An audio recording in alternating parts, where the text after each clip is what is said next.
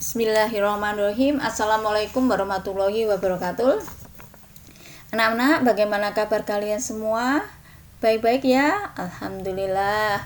Alhamdulillah kita masih bisa bertemu pada pembelajaran IPS kali ini walaupun masih dalam kondisi pandemi.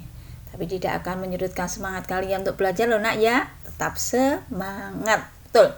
Nah, pada kesempatan ini kita akan membahas bekerja sama mencapai tujuan. Nah, materi apa yang akan kita pelajari kali ini, nak? Ada dua hal. Satu, upaya mempertahankan kemerdekaan Indonesia, yaitu melalui perjuangan fisik dan jalur diplomasi. Yang kedua, yaitu makna upaya mempertahankan kemerdekaan. Kita bahas satu-satu, nak ya. Yaitu upaya mempertahankan kemerdekaan, nak. Perjuangan yang dilakukan oleh bangsa Indonesia untuk mempertahankan kemerdekaannya, yaitu adanya pertempuran Surabaya, pertempuran Ambarawa, pertempuran Medan Area, pertempuran Bandung Lautan Api, adanya agresi militer Belanda pertama dan agresi militer Belanda yang kedua. Lebih jelas nanya ya biar kalian lebih paham dan lebih pintar lagi. Ayo kita bahas satu persatu nak ya. Ya, kita mulai dari pertempuran Surabaya. Nah, lihat nak, itu ada gambar yaitu peristiwa pertempuran Surabaya. Seperti itu nak ya kejadiannya, peristiwanya. Baik nak, pertempuran Surabaya ini diawali dengan mendaratnya pasukan sekutu di Pelabuhan Tanjung Perak pada tanggal 25 Oktober 1945 yang dipimpin oleh Brigadir Jenderal Malabé. Tujuan kedatangan mereka itu nak sebetulnya itu untuk melucuti senjata tentara Jepang dan membebaskan tawanan perang yang ditawan oleh Jepang. Pada tanggal 27 sampai 30 Oktober terjadi kontak senjata antara pemuda Indonesia dengan pasukan Inggris. Bahkan puncak pertempuran tersebut adalah terbunuhnya pemimpin pasukan Inggris, siapa nak? Iya, Brigadir Jenderal Malabé. Pada tanggal 9 November 1945, Inggris mengeluarkan ultimatum agar semua pimpinan rakyat Surabaya yang bersenjata harus melapor dan meletakkan senjatanya di tempat yang telah ditentukan. Dan dia menyerahkan diri dengan mengangkat tangan. Jadi diharapkan setelah melapor, meletakkan senjata di tempat yang telah ditentukan dan menyerahkan diri dengan mengangkat tangan. Dan apabila tidak dilaksanakan, Surabaya akan digempur baik dari darat, laut maupun udara. Tentunya itu ditolak oleh pemuda atau oleh rakyat Surabaya. Rakyat Surabaya nak di bawah pimpinan Bung Tomo bertekad untuk mempertahankan Surabaya sampai titik darah penghabisan. Jadi Bung Tomo itu nak dengan pidatonya bisa membakar semangat arek-arek Surabaya, pejuang Surabaya untuk mengusir penjajah. Dan untuk mengenang peristiwa tersebut, setiap tanggal 10 November diperingati sebagai Hari Pahlawan. Itu nak ya, pertempuran Surabaya. Kita melangkah yaitu ke pertempuran Ambarawa. Kalian lihat nak ya, pertempuran Ambarawa. Siapa itu ya nak yang paling depan? Iya, Jenderal Sudirman. Pinter kalian semua. Nah, pertempuran Ambarawa itu terjadi pada 20 November sampai dengan 15 Desember 1945. Pecahnya pertempuran ini nak bermula dari tindakan sekutu atau nikah yang membebaskan tawanan Belanda di Magelang dan Ambarawa itu tanpa berunding dulu. Ya, dia tidak mau berunding dulu dalam membebaskan dengan Indonesia, ya, tanpa berunding dulu, nak. Terus makanya terjadi pertempuran, ya, nak. Pertempuran melawan sekutu tersebut banyak menelan korban, nak. Salah satunya siapa, nak? Iya, Letkol Kolonel Isdiman. Siapa, nak, beliau? Betul, Komandan Resimen Banyumas. Gugurnya komandan ini, nak, secara tidak langsung mendorong Panglima Divisi Banyumas. Siapa, nak, beliau? Iya, Kolonel Sudirman untuk turun ke medan pertempuran Ambarawa dan membawa semangat baru di antara pejuang. Ya, nak, ya, pada tanggal 12 Desember 1945 pejuang kembali menyerang sekutu. Pertempuran itu berlangsung selama 4 hari, nak. Akhirnya tentara Inggris dapat diusir dari Ambarawa. Alhamdulillah, nak, ya. Itu pertempuran Ambarawa. Sekarang kita menginjak pada pertempuran Medan Area. Itu, nak, semangat. Kita semangat, nak, dari itu. Ya. Nah, pertempuran Medan Area, ya. Pertempuran Medan Area ini pada tanggal 19 Oktober 1945 sekutu tiba di Medan dengan membonceng tentara Belanda atau NIKA yang didahului dengan kedatangan sekelompok komandan Belanda yang dipimpin oleh siapa, nak? Iya, Westerling, ya. Dari situ, nak, kita mencium ada gelagat yang kurang baik, maka kita bentuk TKR. TKR apa? Tentara Keamanan Rakyat. Dan pertempuran pun pecah pada tanggal 13 Oktober 1945. Seperti biasa, nak, sekutu selalu mengeluarkan ultimatum, ancaman yang tidak berarti sebetulnya. Isinya yaitu melarang rakyat membawa senjata dan semua senjata yang ada harus diserahkan kepada sekutu. Ya, nak, ya. Terus pertempuran dengan sekutu pun tidak bisa dihindari. Pada 10 Desember 1945 sekutu melancarkan serangan besar-besaran yang melibatkan pesawat-pesawat tempur dan di situ banyak korban dari kedua belah pihak. Ya, nak, ya. Itu pertempuran Medan Area. Sekarang kita menuju pada pertempuran Bandung Lautan Api. Ya Allah, nak, luluh lantah, nak, kota Bandung waktu itu seperti ada pada gambar ini, nak. Subhanallah, nak, ya. Nah, pertempuran Bandung Lautan Api terjadi pada tanggal 24 Maret 1946.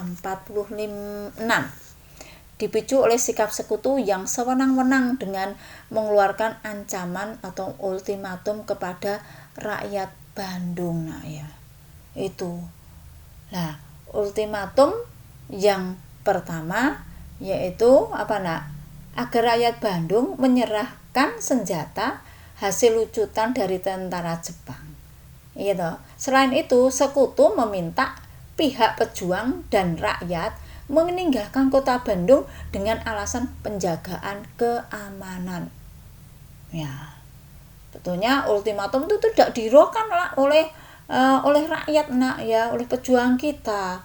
Jadi sering terjadi bentrokan karena tidak ada perhatian, tidak dihiraukannya ultimatum itu.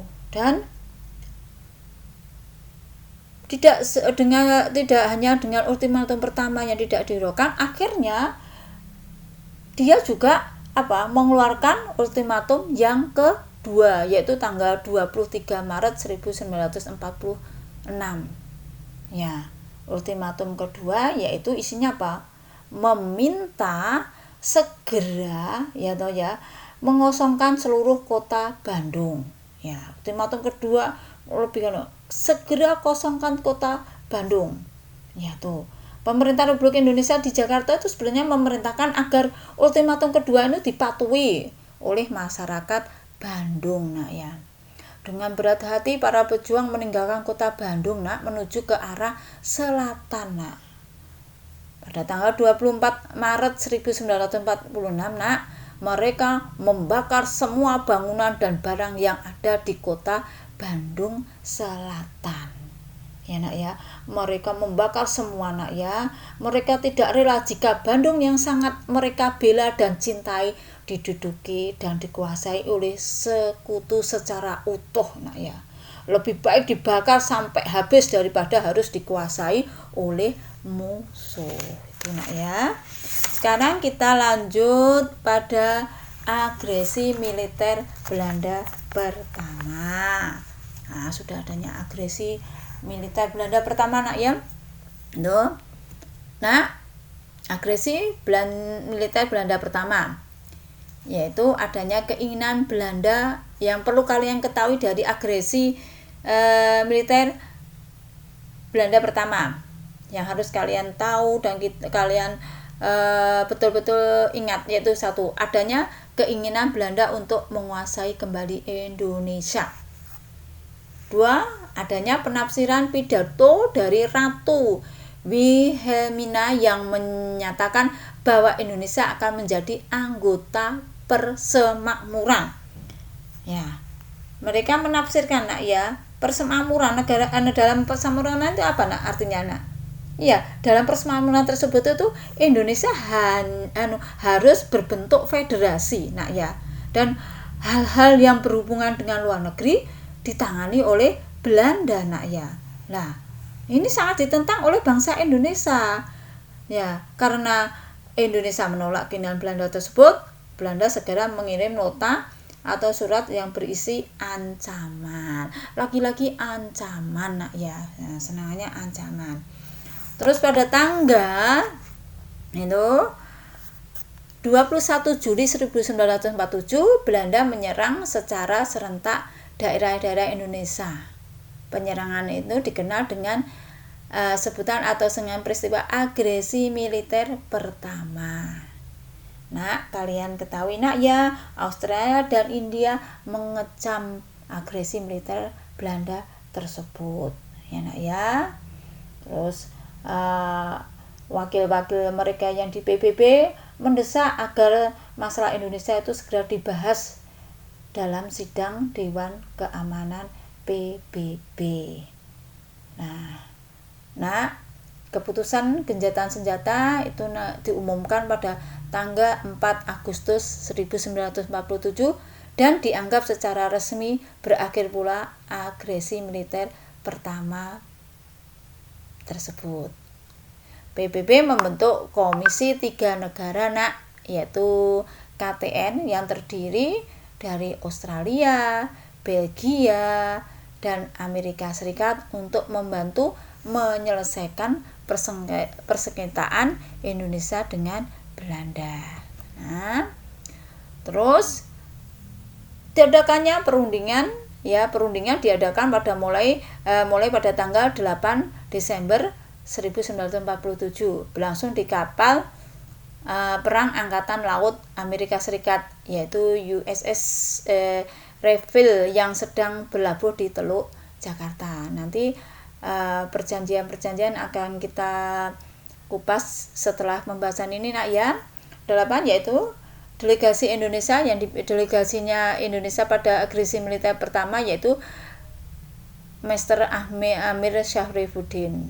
Ya, kalau Belanda dipimpin oleh Raden Abdul Qadir Widjoyo Atmo. Ini sebenarnya orang Indonesia yang berpihak pada Belanda. Pada tanggal 17 Januari 1948 kedua belah pihak menandatangani perjanjian Renville. Dan sebelumnya Indonesia telah salah langkah menandatangani perjanjian tersebut nak ya. Sebenarnya setelah salah langkah tapi enggak caranya. Nanti kita kupas lagi perjanjian Renville di pembahasan berikutnya ya. Sekarang yaitu agresi militer Belanda yang kedua. Agresi militer Belanda kedua yaitu kamu ketahui dari agresi militer Belanda kedua apa yang perlu kalian ketahui yaitu adanya peluang Belanda untuk menekan Indonesia. Perundingan sering dilakukan akan tetapi pihak yang selalu diuntungkan adalah Belanda. Jadi setelah perundingan itu yang diuntungkan adalah Belanda. Pada tanggal 18 Desember 1948, Belanda menyatakan tidak terikat lagi dengan perjanjian Renville. Pada tanggal 19 Desember 48, agresi militer Belanda kedua dimulai. Presiden Soekarno dan Wakil Presiden Muhammad Hatta serta beberapa pejabat tinggi yang lainnya di Yogyakarta ditangkap dan ditawan Belanda. Nah, ya. Juga agresi militer itu Bapak kita Presiden Soekarno dibuang di Prapat ya, yaitu Sumatera Utara. Ya, sedangkan wakilnya yaitu Pak Hatta dibuang di Pulau Bangka. Pada saat itu terjadi penyerangan oleh Belanda. Pemerintah menugasi yaitu Menteri Kemakmuran yang saat itu Bapak Syafruddin Prawira Negara untuk membentuk pemerintah darurat, yaitu Pemerintah Darurat Republik Indonesia, yaitu PDRI, di Bukit Tinggi Sumatera Barat. Dengan dikuasainya Yogyakarta dan ditawannya pimpinan-pimpinan Indonesia, Belanda mengumumkan kepada dunia bahwa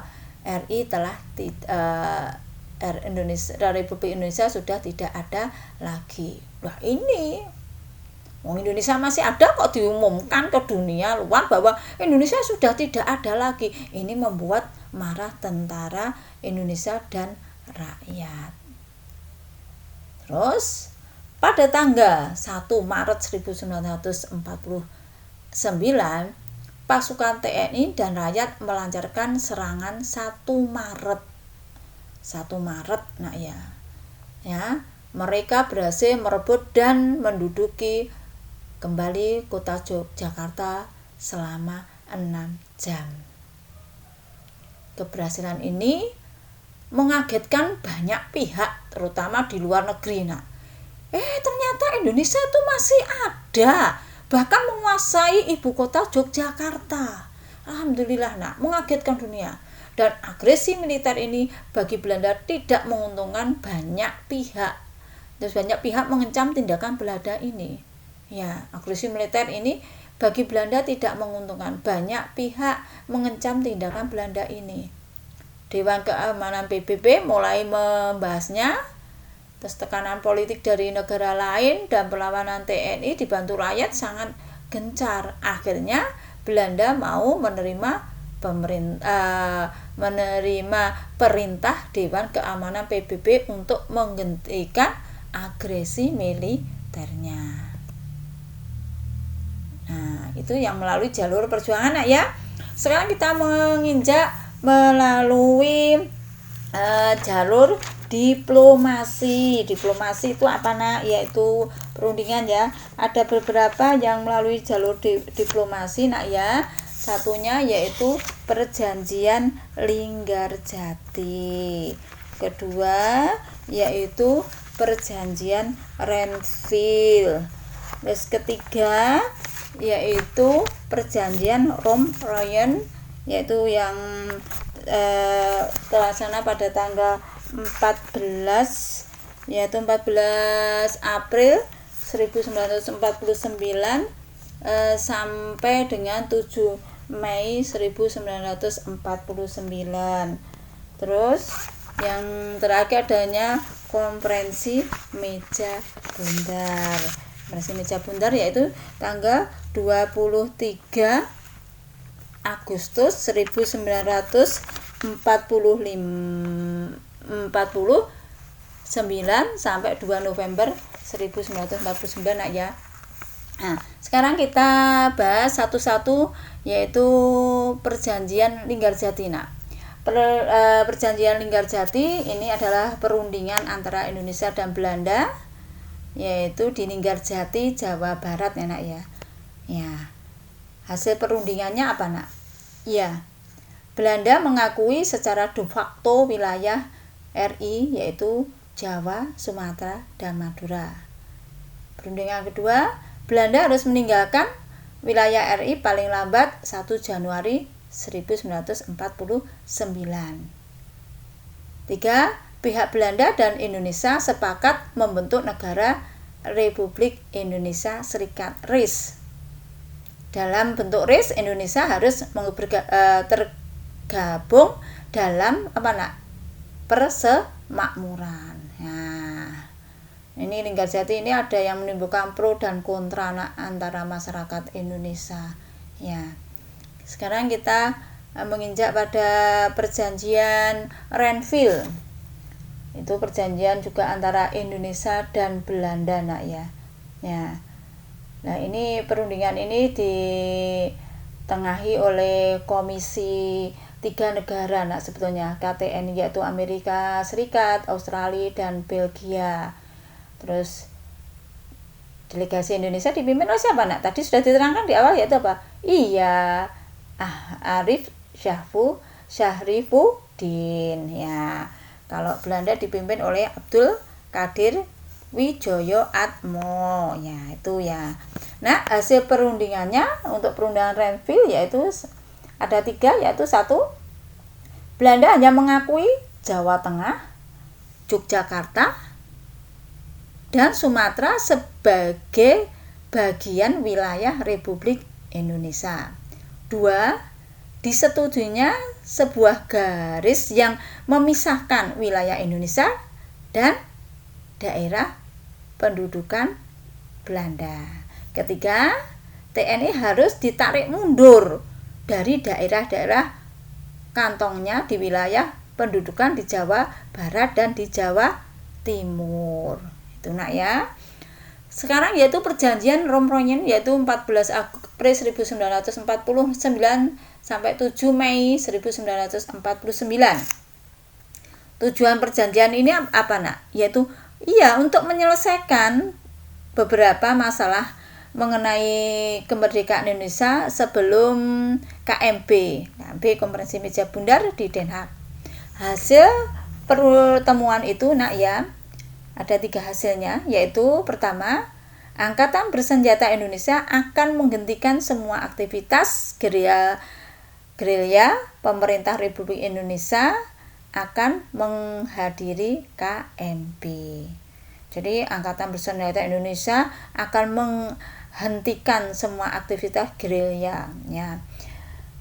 Kedua, yaitu pemerintah Republik Indonesia dikembalikan ke Yogyakarta. Ketiga, Angkatan Bersenjata Belanda akan menghentikan semua operasi militer dan membebaskan semua tawanan perang. Itu Romronyennya ya. Yang keempat yaitu Konferensi Meja Bundar. Ya, jangan salah, nanti konferensi meja belajar. Nggak, kalian sudah tahu semua, Nak ya. Konferensi Meja Bundar. Pinter. Nah, hasil dari konferensi meja bundar yaitu ada 5. 1. Belanda mengakui RIS sebagai negara merdeka dan berdaulat. 2. Status Irian Barat loh, kalian harus tahu loh ya. Status Irian Barat diselesaikan dalam waktu setahun sesudah pengakuan kedaulatan. Ketiga, akan dibentuk Uni Indonesia Belanda. Keempat, RIS Republik Indonesia Serikat mengembalikan hak milik Belanda dan memberikan hak konsesi dan izin baru untuk perusahaan-perusahaan Belanda. Yang terakhir yaitu pengembalian utang Hindia Belanda oleh Republik Indonesia Serikat. Ya Allah. Ya, itu Nak beberapa jalur diplomasi yang ditempuh oleh negara Indonesia. Sekarang upaya mempertahankan kemerdekaan, Nak ya. Materi yang kedua yaitu upaya mempertahankan kemerdekaan, Nak. yaitu upaya mempertahankan kemerdekaan itu bisa melalui perjuangan dan doa yang akhirnya bangsa Indonesia mencapai kemerdekaan. Itu makna ya, makna upaya mempertahankan kemerdekaan, maknanya itu ya berarti melalui perjuangan dan doa akhirnya bangsa Indonesia mencapai kemerdekaan. Kalian juga harus punya makna melalui belajar dan doa kalian mesti akan mencapai cita-cita yang terbaik. Itu ya. 2, berbagai peristiwa sejarah seperti peristiwa pertempuran yang kita bahas tadi ya nak ya, mulai dari peristiwa Surabaya sampai yang terakhir itu nanti ya nak ya, itu merupakan beberapa bukti bahwa seluruh rakyat Indonesia ingin mempertahankan kemerdekaannya. Tuh. Yang ketiga maknanya, berkat rahmat Tuhan Yang Maha Esa, rakyat Indonesia dapat mempertahankan kemerdekaan serta mampu mengatasi segala ancaman gangguan dari bangsa yang lain yang ingin kembali menjajah Indonesia. Nah, demikian ya nak ya yang bisa Ibu sampaikan. Semoga yang Ibu sampaikan kali ini bisa bermanfaat bagi kalian semua. Selanjutnya, nak, kalian kerjakan kuis di e-learning. Nak, jangan lupa buku LKS ya, buku LKS itu kalian kerjakan semua soal-soalnya ya, biar menjadi pilihan. Nanti kalau kalian sudah diberi kesempatan untuk masuk, tolong buku LKS itu dibawa. Jadi yang sudah kalian kerjakan nanti dibawa, dimasukkan, ditunjukkan pada wali kelas. Kedua, buku paket itu nanti kalian kerjakan juga soal-soalnya. Dan ingat, buku paket itu Bu Deni bahas. Jadi sebagian Bu Deni itu ngambil materinya dari pembahasan LKS dan buku paket. Bu Deni sandingkan. Nah, jadi bahannya dari LKS dan dari buku paket. Enak ya. Itu anak-anak, insya Allah kita akan bertemu pada pembelajaran yang selanjutnya nak ya. Pesan Bu Deni, jangan lupa sholat, belajar, berbakti kepada kedua orang tua ya nak. Jangan lupa jaga prokes atau kesehatan ya nak ya. Sekian ya, mudah-mudahan bermanfaat ya. Sekian, wassalamualaikum warahmatullahi wabarakatuh.